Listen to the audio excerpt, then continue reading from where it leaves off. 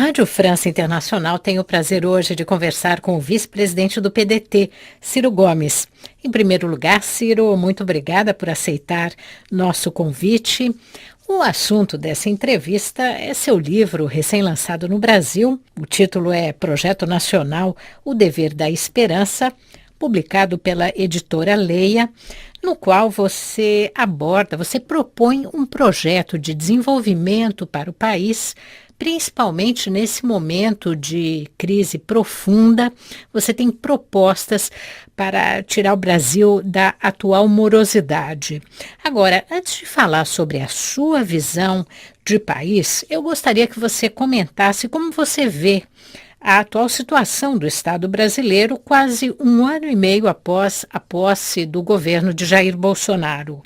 O Estado brasileiro está em frangalhos. O Brasil, entre os anos 40 e os anos 80, o Brasil foi o país que mais cresceu no mundo capitalista. Nós crescemos uma média nessas décadas de 6,75% ao ano, chegando a certos anos a ser 15%.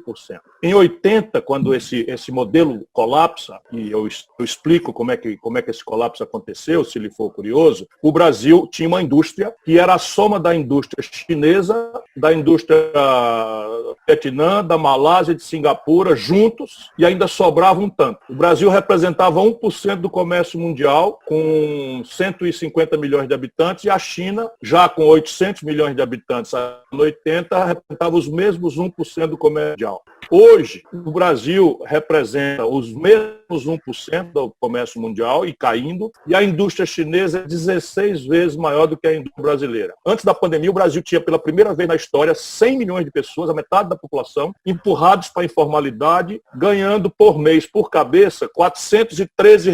O Brasil tem hoje uma dívida pública que está galopando para mais de 100% do PIB, portanto é um país destruído, não é? Se nós contarmos o efeito social disso, no último ano que as estatísticas oficiais críveis, né, nos ofereceram, o Brasil teve 70 mil pessoas mortas, 54 mil assassinatos e 16 mil mortes pela polícia. Quase todos pobres, quase todos negros, quase todos pardos das periferias do país. O Brasil está em crise econômica há pelo menos 7 anos. Está empobrecido, endividado, não tem poupança interna.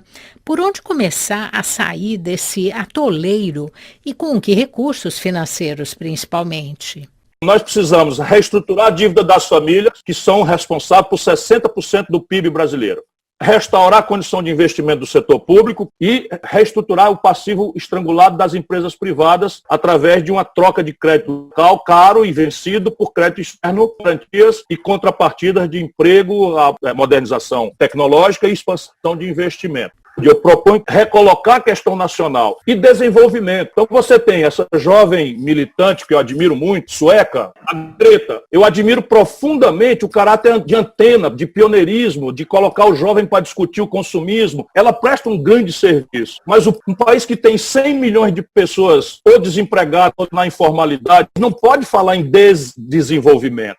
É evidente que temos que redesenhar que desenvolvimento é esse, protagonizar um Green New Deal, propor rapidamente um projeto de desenvolvimento. Como melhorar, Ciro, justamente essas condições básicas sociais de vida dos brasileiros? Eu proponho que o Brasil tenha as condições práticas para nos transformarmos, sob o ponto de vista de indicador de desenvolvimento humano, renda per capita, matrícula, mortalidade infantil, enfim, esses números aí concretos. Em 30 anos é um objetivo praticável com os padrões da Espanha, que não é o país mais rico, mais sofisticado, mas onde a população média tem um padrão de vida 1000 vezes mais digno do que aquela vida que se dá ao povo brasileiro.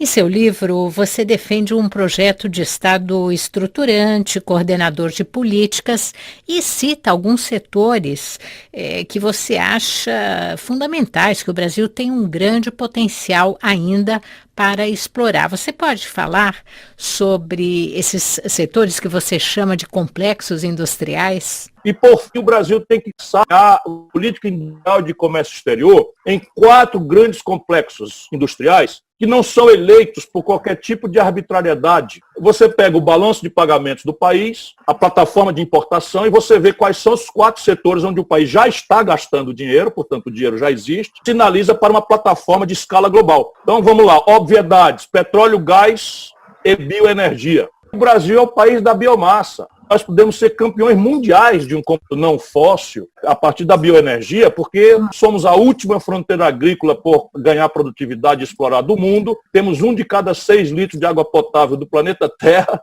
Então não há nenhuma razão para o Brasil ser importador de nada dessas questões aí, a não ser ser um grande exportador. Segundo, o complexo industrial da saúde. O livro é profético, tragicamente, porque o livro mostra que o Brasil entrou na pandemia sem ter capacidade industrial de produzir equipamento de proteção. Nós estamos importando máscara da China. Bata, que é o fundo do poço, terceiro complexo industrial, o complexo industrial da defesa. O único setor de alta tecnologia onde o Brasil tem superávit é o setor aeroespacial, por causa de uma empresa extraordinária que é a Embraer, que acabou de amadurecer 2 projetos com muito dinheiro público. E na hora de ganhar dinheiro, entregaram para a Boeing a preço de nada. Infelizmente, toda tragédia tem um lado positivo, a Boeing devolveu, mas agora estão já procurando vender para os russos, vender para os chineses, porque há um projeto, né, de destruição do Brasil como competidor potencial aqui no Sul. Quarto, óbvio, complexo industrial agronegócio. A agricultura mais competitiva do planeta Terra importa estrangeiro a metade dos seus custos de produção. Não há uma fábrica nacional, e a questão aqui não é xenofobia,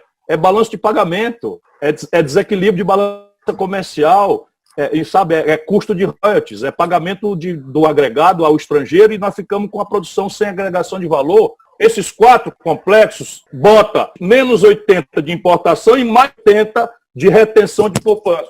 São obviedades que saltam aos olhos. Infelizmente, nosso tempo chegou ao fim. Muito obrigada, Ciro Gomes, por essa entrevista concedida à Rádio França Internacional.